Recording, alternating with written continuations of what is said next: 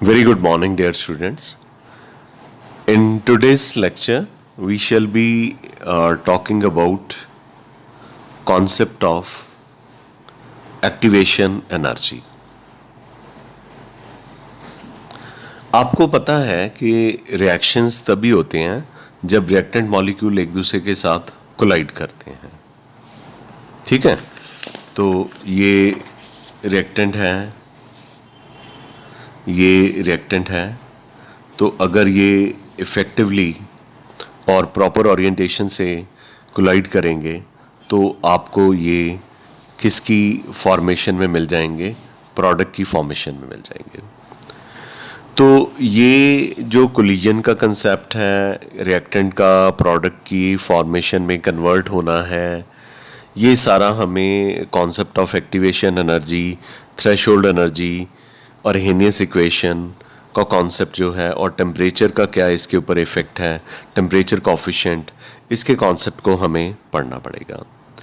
तो रिएक्शन तभी होते हैं जब रिएक्टेंट मॉलिक्यूल एक दूसरे के साथ कोलाइड करते हैं और कोलाइडिंग रिएक्टेंट मॉलिक्यूल के पास एक मिनिमम एनर्जी होनी चाहिए ताकि जो उनकी कोलिजन है वो इफ़ेक्टिव हो सके. और उस मिनिमम एनर्जी को हम थ्रेशहोल्ड एनर्जी कहते हैं. सपोज कीजिए रिएक्टेंट ए और रिएक्टेंट बी को प्रोडक्ट सी में कन्वर्ट होना है. तो रिएक्टेंट ए को 100 किलो जूल एनर्जी चाहिए और रिएक्टेंट बी को 50 किलो जूल एनर्जी चाहिए. अगर आप रिएक्टेंट ए को 100 किलो जूल एनर्जी प्रोवाइड कर देते हो और रिएक्टेंट बी को 50 किलो जूल एनर्जी प्रोवाइड कर देते हो या उससे ज़्यादा भी थोड़ी प्रोवाइड कर देते हो तो वो इफ़ेक्टिवली एक दूसरे के साथ कोलाइड करेंगे. लेकिन अगर आप वाइस वर्सा करते हो कि रिएक्टेंट ए को 100 की बजाय 99.9 किलो जूल प्रोवाइड करते हो और रिएक्टेंट बी को 50 की बजाय 48 या 49 किलो जूल प्रोवाइड करते हो तो दे आर यानी कि reactant A and B are not going to collide with each other to form the product. So the minimum energy is required by reactant molecule to convert into a product. This minimum energy is called as threshold energy. इस minimum energy को हम क्या कहते हैं? Threshold energy कहते हैं. Room temperature पे ज़्यादातर reactant molecule के पास threshold एनर्जी नहीं होती.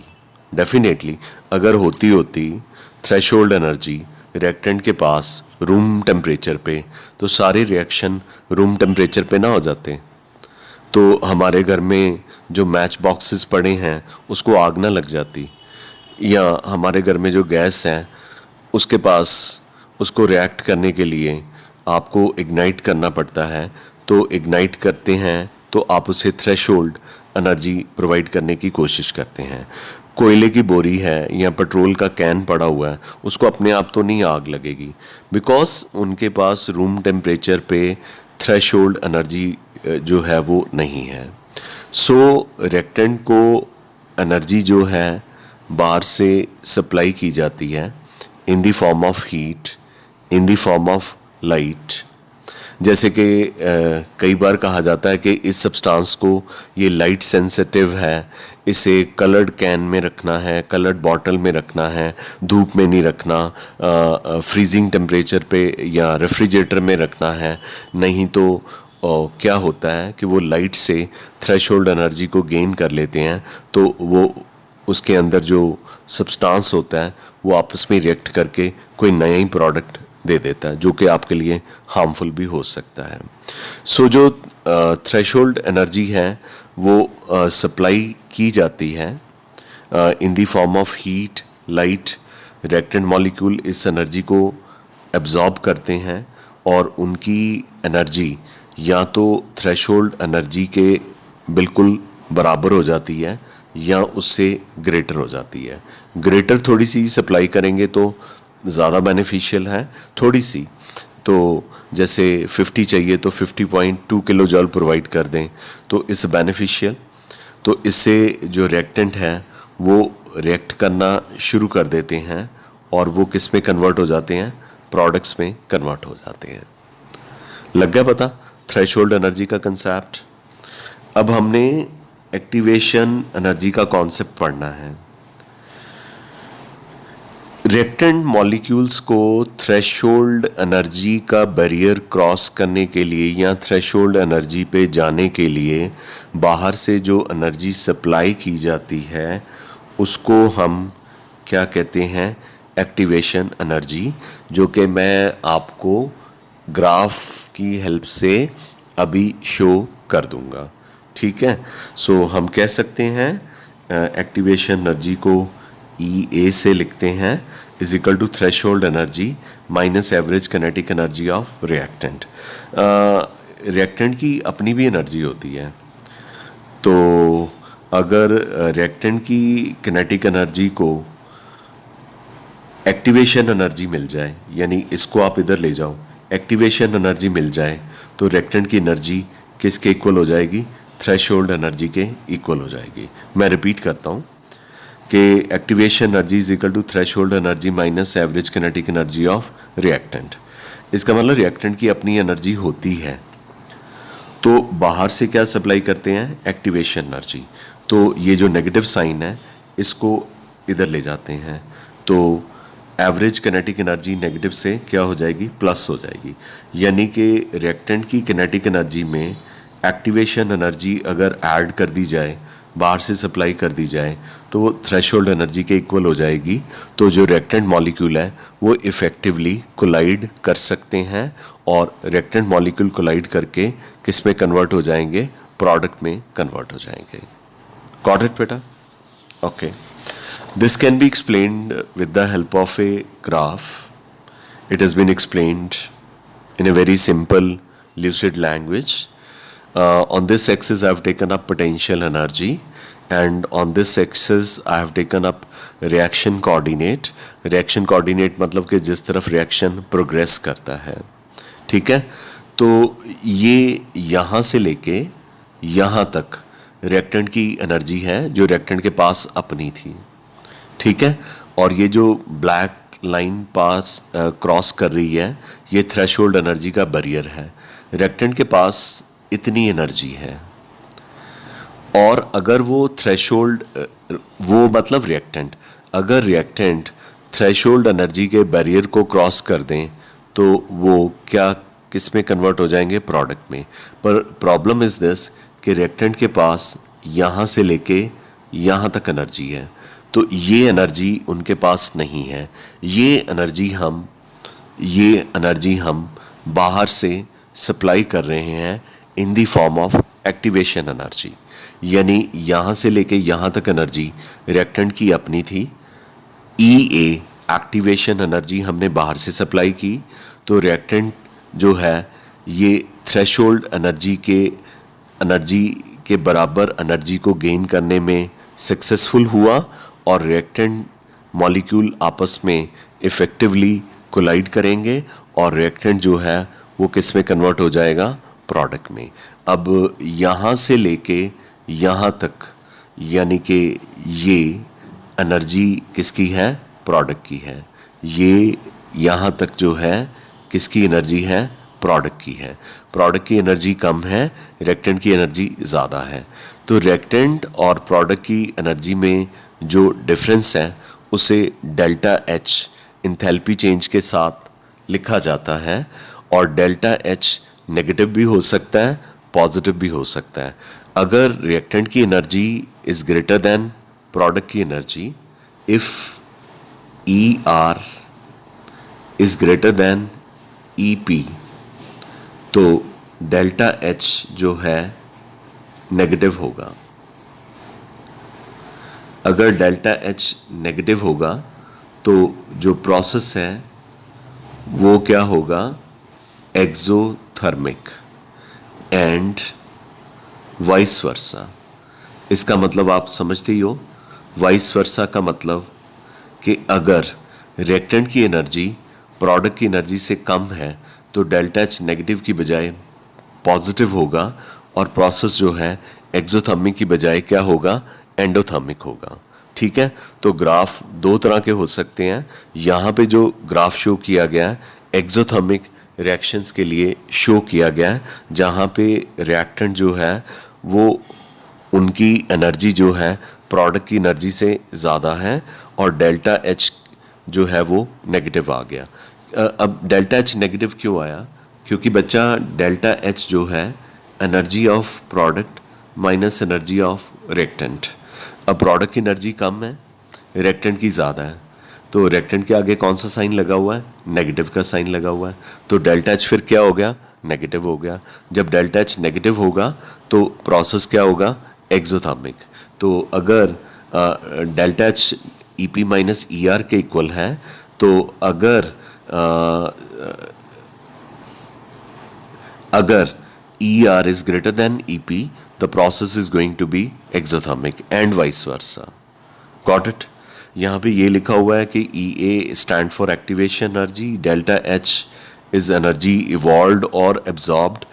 चूँकि यहाँ पे E R is greater than E P, तो डेल्टा एच यहाँ पे नेगेटिव है। इस ग्राफ में आप इसको उलट भी बना सकते थे, रिएक्टेंट को नीचे कर सकते थे, प्रोडक्ट को ऊपर, तो फिर वो एंडोथर्मिक हो जाता। E R stand for energy of reactant and E P stand for energy of product. अब ऑब्जर्वेशन क्या है? ये दो रिएक्शन है, ये हमने चैप्टर के बिल्कुल शुरू में भी डिस्कस किए थे। 2NO reacts with oxygen gas molecule to give you 2 nitrogen dioxide and process is fast. Similarly, we have one more reaction, 2 carbon monoxide plus oxygen, you get 2 carbon dioxide, but this reaction is slow. हालांकि both the reactions looks same, but the above reaction is fast and the first reaction is fast and second reaction is slow. इसका मतलब first reaction के लिए जो है वो fast इसलिए है क्योंकि उसके रिएक्टेंट के पास ज़्यादा एनर्जी है और उनको कम एक्टिवेशन एनर्जी की ज़रूरत है, जबकि जो सेकंड रिएक्शन है वहाँ पे रिएक्टेंट के पास अपनी जो एनर्जी है वो कम है और उनको बाहर से ज़्यादा एनर्जी सप्लाई करनी पड़ती है, इसलिए जो सेकंड रिएक्शन है is slow as compare to first reaction. I am very sure कि यहाँ तक आपको क्लियर हो गया होगा। तो इस ग्राफ में एक चीज़ पे अभी मैंने फोकस नहीं करा, वो है एनर्जी बैरियर यानी एक्टिवेटेड कॉम्प्लेक्स। वैसे तो हमने इसको थ्रेशोल्ड एनर्जी बोला हुआ है, यानी कि रिएक्टेंट इस एनर्जी बैरियर को, यानी उनको जब थ्रेशोल्ड एनर्जी, उनकी रिएक्टेंट की एनर्जी जब थ्रेशोल्ड एनर्जी के इक्वल हो जाएगी या ग्रेटर हो जाएगी, तो वो इस एनर्जी बैरियर को क्रॉस करेंगे रिएक्टेंट और प्रोडक्ट में कन्वर्ट हो जाएंगे। लेकिन आप देख सकते हैं कि एनर्जी बैरियर के साथ मैंने ब्रैकेट में एक्टिवेटेड कॉम्प्लेक्स लिखा हुआ है। तो एक्टिवेटेड कॉम्प्लेक्स क्या है, इसके बारे में मैं आपको बताना चाहूँगा। एक्टिवेटेड कॉम्प्लेक्स का कॉन्सेप्ट इस ग्राफ की हेल्प से अंडरस्टैंड किया जाता है। बाकी मैं नेक्स्ट लीफ पे जब आऊँगा, when I'll come to the next page, I'll give you the example also, but right now let's understand what is activated complex. Reactant जब उनको एक्टिवेशन एनर्जी मिल जाती है तो रिएक्टेंट के जो बॉन्ड हैं वो ब्रेक करना शुरू कर देते हैं, ठीक है। और जब वो इस थ्रेशोल्ड एनर्जी के बैरियर पे एनर्जी बैरियर को क्रॉस करना चाहते हैं तो एक एक्टिवेटेड कॉम्प्लेक्स बन जाता है, मतलब एक ट्रांजिशन स्टेट आ जाती है। वहाँ पे रिएक्टेंट पूरी तरह से रिएक्टेंट नहीं होते और प्रोडक्ट पूरी तरह से प्रोडक्ट नहीं होते, मतलब रिएक्टेंट के बॉन्ड टूट रहे होते हैं और साइमल्टेनियसली प्रोडक्ट और रिएक्टेंट के नए बॉन्ड जो हैं वो भी बन रहे होते हैं। उस स्टेट को एक्टिवेटेड कॉम्प्लेक्स कह देते हैं। और फाइनली रिएक्टेंट के बीच में जो बॉन्ड है वो ब्रेक कर जाते हैं और प्रोडक्ट्स के बीच में जो बॉन्ड है नए वो बन जाते हैं और आपके पास प्रोडक्ट की फॉर्मेशन आ जाती है। इसको मैं इस हाइड्रोजन आयोडाइड की एग्जाम्पल से एक्सप्लेन कर देता हूँ। तो यहाँ पे बताया गया है कि एक रिएक्टेंट हमारे पास हाइड्रोजन है, इसकी बॉन्ड लेंथ 0.74 एंगस्ट्रॉम है। एक आयोडीन है, मतलब ये दोनों रिएक्टेंट है, हाइड्रोजन रिएक्टेंट है और आयोडीन रिएक्टेंट है। आयोडीन के बीच में जो बॉन्ड लेंथ है दो आयोडीन एटम के बीच में जो बॉन्ड है उसकी लंबाई 2.66 ऑंगस्ट्रॉम है। तो इनको एक्टिवेशन, इनकी कुछ अपनी एनर्जी होगी, जो एनर्जी ऑफ रिएक्टेंट होगी ER के नाम से लिखा जाएगा। आपने इनको बाहर से क्या सप्लाई करा? Activation energy. जब एक्टिवेशन एनर्जी सप्लाई करते हैं तो ये थ्रेशोल्ड बैरियर पे पहुंच जाते हैं और एनर्जी बैरियर पे देखिए H और H के बीच में जो बॉन्ड है लूज होना शुरू हो गया, यानी थोड़ा बड़ा होना शुरू हो गया, और आयोडीन के बीच में जो बॉन्ड है वो भी रिएक्टेंट के कंपैरेटिवली थोड़ा बड़ा होना शुरू हो गया, यानी कि हाइड्रोजन और हाइड्रोजन का बॉन्ड लंबा हो रहा है, ब्रेक कर रहा है। आयोडीन और आयोडीन का बॉन्ड भी लंबा हो रहा है, यानी कि ब्रेक कर रहा है। आप अंदाज़ा लगा लीजिए, हाइड्रोजन के बीच में जो बॉन्ड लेंथ थी 0.74 ऑंगस्ट्रॉम थी, लेकिन जब वो ट्रांजिशन स्टेट पे एक्टिवेटेड कॉम्प्लेक्स बन जाता है, कहाँ पे एक्टिवेटेड कॉम्प्लेक्स बन जाता है? यहाँ पे, ठीक है। तो यहाँ पे हाइड्रोजन रिएक्टेंट की बॉन्ड लेंथ जो है 0.74 से 0.77 ऑंगस्ट्रॉम हो गई है, यानी कि ये बॉन्ड लूज हो रहा है, मतलब ब्रेक कर रहा है। और आयोडीन और आयोडीन के बीच में जो बॉन्ड लेंथ थी 2.66 ऑंगस्ट्रॉम थी, लेकिन एक्टिवेटेड कॉम्प्लेक्स में ये बॉन्ड लेंथ 2.95 ऑंगस्ट्रॉम हो गई है, यानी ये बॉन्ड लेंथ बढ़ गई है।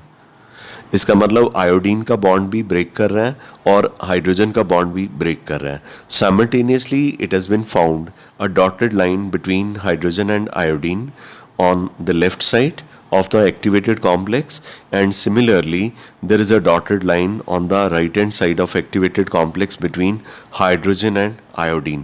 That means hydrogen और iodine के बीच में a new bond is being formed, rather old bonds are being breaking. Iodine और आयोडीन का बॉन्ड जो है पुराना है, ब्रेक कर रहा है। हाइड्रोजन और हाइड्रोजन का बॉन्ड जो है पुराना है, इज ऑल्सो ब्रेकिंग, पर HI और HI के जो बॉन्ड हैं वो नए हैं, they are being formed. And finally you get product molecule. Hydrogen iodide के दो मॉलिक्यूल आपको मिलते हैं, बिकॉज इसमें दो हाइड्रोजन और दो आयोडीन है, इक्वेशन भी बैलेंस होगी, और इनकी बॉन्ड लेंथ जो है ना तो एक्टिवेटेड कॉम्प्लेक्स से मैच करती है, ना हाइड्रोजन की और आयोडीन की बॉन्ड लेंथ से मैच करती है, बल्कि डिफरेंट है।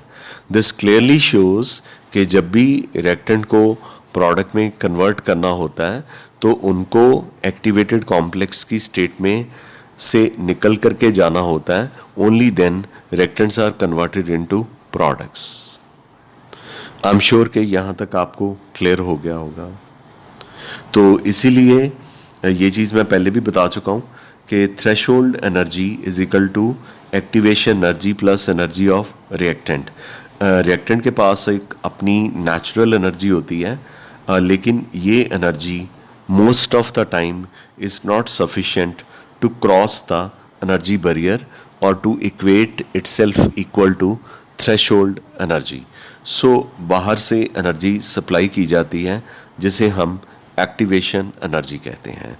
तो इसका मतलब रिएक्टेंट की एनर्जी को, जो कि उनकी अपनी नेचुरल एनर्जी है, बाहर से एनर्जी एक्टिवेशन एनर्जी सप्लाई कर दी जाए तो that becomes equal to threshold energy. I am very sure कि आपको थ्रेशोल्ड एनर्जी का कॉन्सेप्ट जो है वो अच्छे से क्लियर हो गया होगा, ठीक है।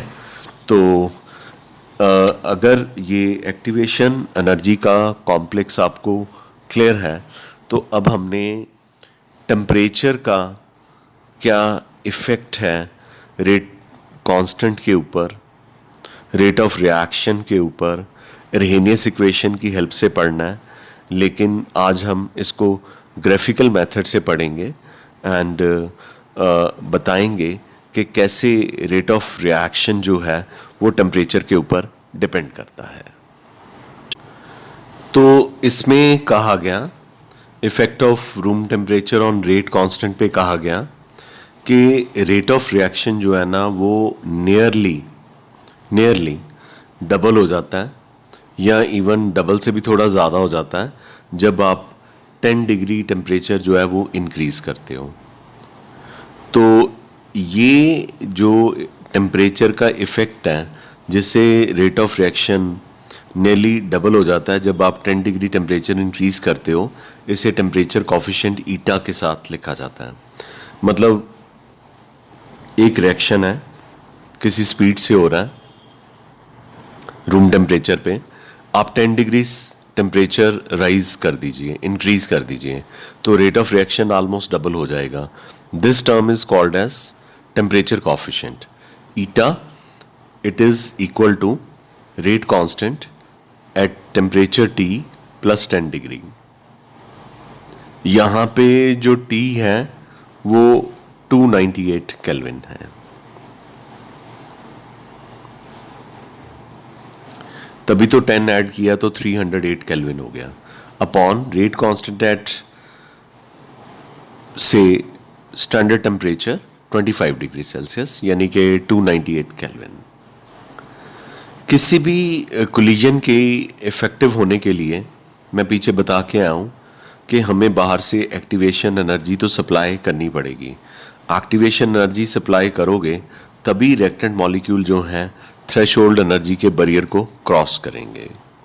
तो इसको मैं बेटर एक ग्राफ की हेल्प से एक्सप्लेन कर सकता हूँ।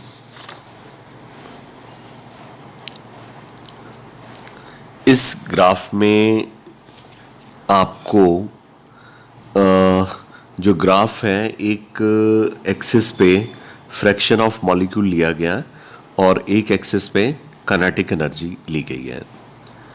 तो पहले जो ग्राफ है टेम्परेचर टी पे लिया गया है, ठीक है।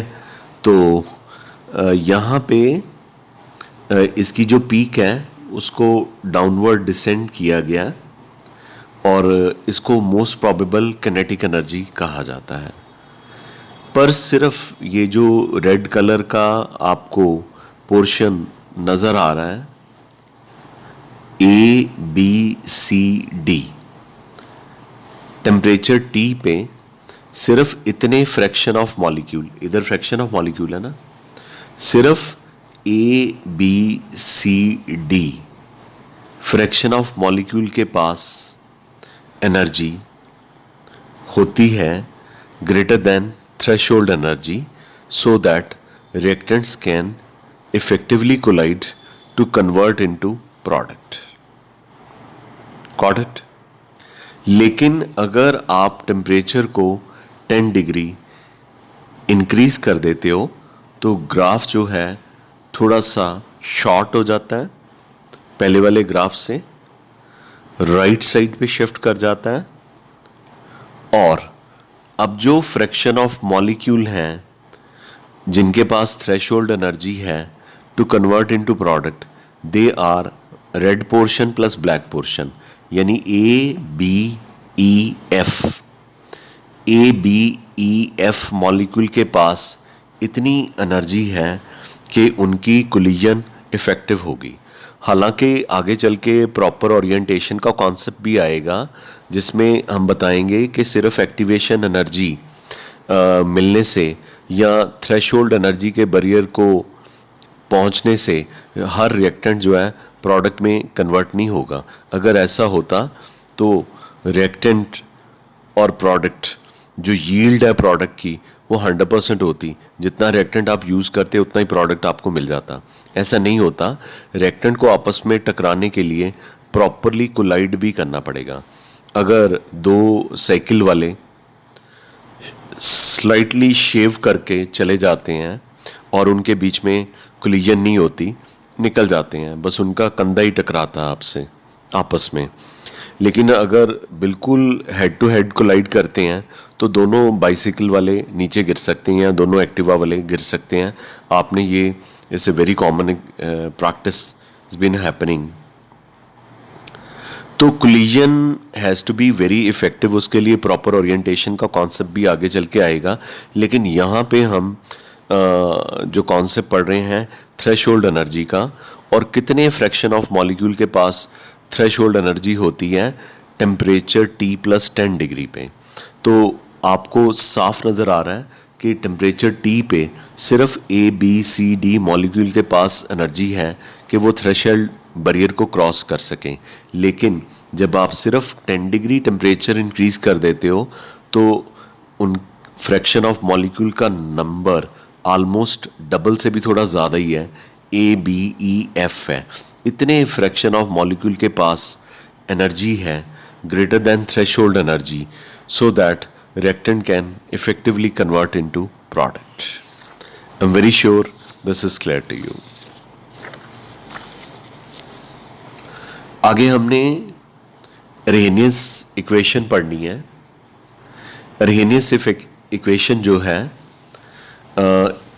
इसमें हमने इफेक्ट ऑफ टेम्परेचर को रेट ऑफ रिएक्शन और रेट कांस्टेंट K पे क्वालिटेटिवली पढ़ लिया, अब क्वांटिटेटिवली पढ़ेंगे। तो इसको लिखा जाता है, आपने ये प्रूफ नहीं करना। Arrhenius equation is K is equal to, ये A एक कांस्टेंट है, इसे प्री एक्सपोनेंशियल फैक्टर या फ्रीक्वेंसी फैक्टर कहा जाता है। E का पावर माइनस EA यानी एक्टिवेशन एनर्जी अपॉन RT है। This is an Arrhenius equation. R इसमें गैस कांस्टेंट है, जॉल्स में लिया जाता है, टेम्परेचर केल्विन में लिया जाता है। A जो है फ्रीक्वेंसी फैक्टर है, EA एक्टिवेशन एनर्जी है, ये भी फिर जॉल्स में निकल जाएगी।